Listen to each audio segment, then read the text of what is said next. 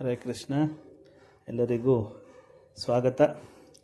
ಇಂದಿನ ದಿನ ನಾವು ಪಾಶಾಂಕುಶ ಏಕಾದಶಿ ಅಥವಾ ಪಾಪಾಂಕುಶ ಏಕಾದಶಿ ಅಂತ ಏನು ಹೇಳ್ತಾರೆ, ಆ ಏಕಾದಶಿಯ ಬಗ್ಗೆ ತಿಳಿದುಕೊಳ್ಳೋಣ. ಓಂ ಜ್ಞಾನತಿಮಿರಾಂಧಸ್ಯ ಜ್ಞಾನಾಂಜನಶಲಾಕಯ ಚಕ್ಷುರುನ್ಮಿಲಿತಂ ಯೇನ ತಸ್ಮೈ ಶ್ರೀ ಗುರವೇ ನಮಃ.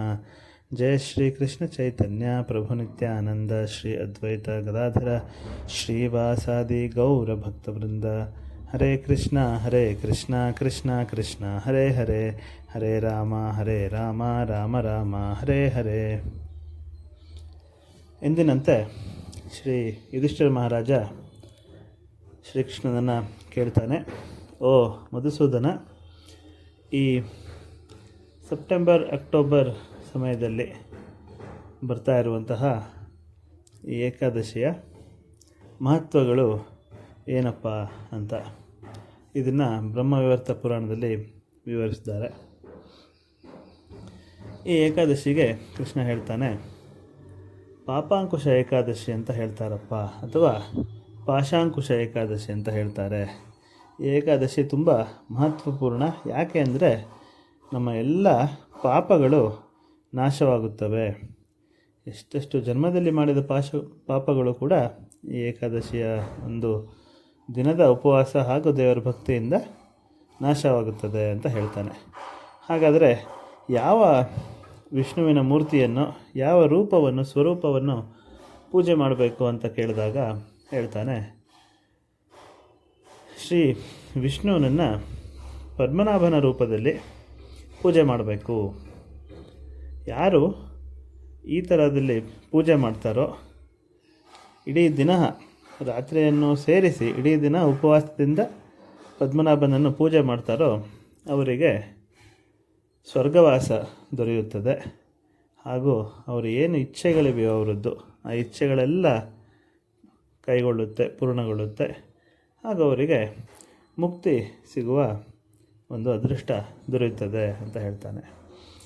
ಯಾರು ಮಹಾವಿಷ್ಣುವಿನ ನಾಮಜಪವನ್ನು ಮಾಡ್ತಾರೋ, ಕೇವಲ ನಾಮಜಪವನ್ನು ಈ ಏಕಾದಶಿಯ ಸಮಯದಲ್ಲಿ ಮಾಡುವುದರ ಮೂಲಕ ಎಲ್ಲ ತೀರ್ಥಕ್ಷೇತ್ರಗಳಿಗೆ, ಇಡೀ ಭೂಮಿಯಲ್ಲಿರುವಂತಹ ಎಲ್ಲ ತೀರ್ಥಕ್ಷೇತ್ರಗಳನ್ನು ಹೋಗಿ ದಿವ್ಯ ದರ್ಶನ ಮಾಡಿದಂತಹ ಪುಣ್ಯ, ಎಲ್ಲ ಧಾಮ ದರ್ಶನದ ಪುಣ್ಯ ಈ ಒಂದು ಏಕಾದಶಿಯ ಸಮಯದಲ್ಲಿ ಮಹಾವಿಷ್ಣುವಿನ ನಾಮಜಪದಿಂದ ದೊರೆಯುತ್ತದೆ. ಹಾಗೂ ಎಲ್ಲ ಪಾಪಗಳು ನಾಶವಾಗುತ್ತದೆ ಅಂತ ಹೇಳ್ತಾನೆ. ಯಾವ ವೈಷ್ಣವರ ಹೆಸರಿನಲ್ಲಿದ್ದವರು ಶಿವನನ್ನು ನಿಂದಿಸ್ತಾರೋ, ಅಥವಾ ಶಿವನ ಪೂಜೆಯ ಹೆಸರಿನಲ್ಲಿ ವಿಷ್ಣುವನ್ನು ನಿಂದಿಸ್ತಾರೋ ಅವರಿಗೆ ತುಂಬ ಪಾಪ ಬರುತ್ತೆ. ಈ ಏಕಾದಶಿಯನ್ನು ಮಾಡುವುದರಿಂದ ಎಲ್ಲ ಪಾಪಗಳು, ಗೊತ್ತಿದ್ದೋ ಗೊತ್ತಿಲ್ಲದನೋ ಮಾಡಿದಂತಹ ಪಾಪಗಳು, 1000 ಅಶ್ವಮೇಧ ಯಾಗ ಮಾಡಿದ ಪುಣ್ಯ, ಅಥವಾ 100 ರಾಜಸೂಯ ಯಜ್ಞವನ್ನು ಮಾಡಿದಂತಹ ಪುಣ್ಯ, ಈ ಏಕಾದಶಿಯ 16ನೇ ಒಂದು, ಅಂದರೆ 1ರಲ್ಲಿ 16 ಭಾಗ ಮಾಡಿದರೆ ಆ ಒಂದು ಭಾಗಕ್ಕೂ ಕೂಡ ಅದು ಸಮವಾಗುವುದಿಲ್ಲ. ಅಂದರೆ ಈ 1ರಲ್ಲಿ 16 ಭಾಗ ಮಾಡಿದರೆ ಅದರ ಒಂದು ಭಾಗ 1000 ಅಶ್ವಮೇಧ ಯಾಗ ಅಥವಾ 100 ರಾಜಸೂಯ ಯಾಗದಕ್ಕಿಂತ ಹೆಚ್ಚಿಗೆ ಪುಣ್ಯವನ್ನು ಕೊಡುತ್ತದೆ. ಅಷ್ಟು ಫಲಪ್ರದಾಯಕವಾಗಿದೆಯಪ್ಪ ಇದು. ಸ್ವರ್ಗವಾಸ ಸಿಗುತ್ತದೆ. ಒಂದು ಗಂಡು ಹೆಣ್ಣನ್ನು ಹುಡುಕ್ತಾ ಇದ್ದರೆ ಅವರಿಗೆ ಒಳ್ಳೆಯ ಹೆಣ್ಣು ಸಿಗುವಂಥದ್ದು, ರೋಗದಲ್ಲಿದ್ದವರಿಗೆ ರೋಗವಾಸಿಯಾಗುವುದು, ಅಥವಾ ಮನೆಯಲ್ಲಿ ಐಶ್ವರ್ಯ, ದವಸ ಧಾನ್ಯಗಳು ತುಂಬಿ ತುಳುಕುವಂಥದ್ದು ಎಲ್ಲದೂ ಆಗುತ್ತದೆ ಅಂತ ಹೇಳ್ತಾನೆ. ಯಾರು ಈ ಏಕಾದಶಿಯನ್ನು ಮಾಡ್ತಾರೋ ಅವರ ಬಾಲ್ಯಾವಸ್ಥೆಯಲ್ಲಾಗಲಿ, ಯೌವನದಲ್ಲಾಗಲಿ, ಅಥವಾ ಮುಪ್ಪಿನಲ್ಲಾಗಲಿ ಒಮ್ಮೆ ಆದರೂ ಈ ಏಕಾದಶಿಯನ್ನು ಮಾಡಿದರೆ ಸಾಕು, ಅವರಿಗೆ ಸ್ವರ್ಗವಾಸ ಹಾಗೂ ಮುಕ್ತಿ ದೊರೆಯುತ್ತದೆ.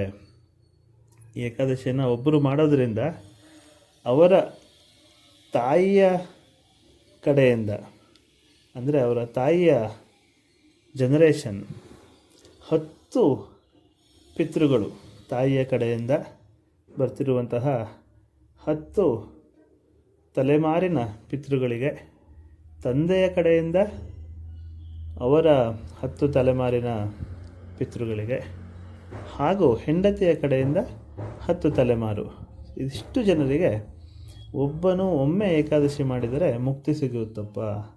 ಇಷ್ಟು ಜನರನ್ನು ನರಕವಾಸದಿಂದ ತಪ್ಪಿಸಬಹುದು.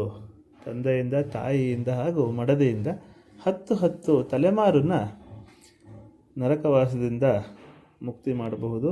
ಸ್ವರ್ಗವಾಸಕ್ಕೆ, ವೈಕುಂಠವಾಸಗಳಿಗೆ ರವಾನಿಸುವ ಒಂದು ಶಕ್ತಿ ಈ ಏಕಾದಶಿಗೆ ಇದೆಯಪ್ಪ.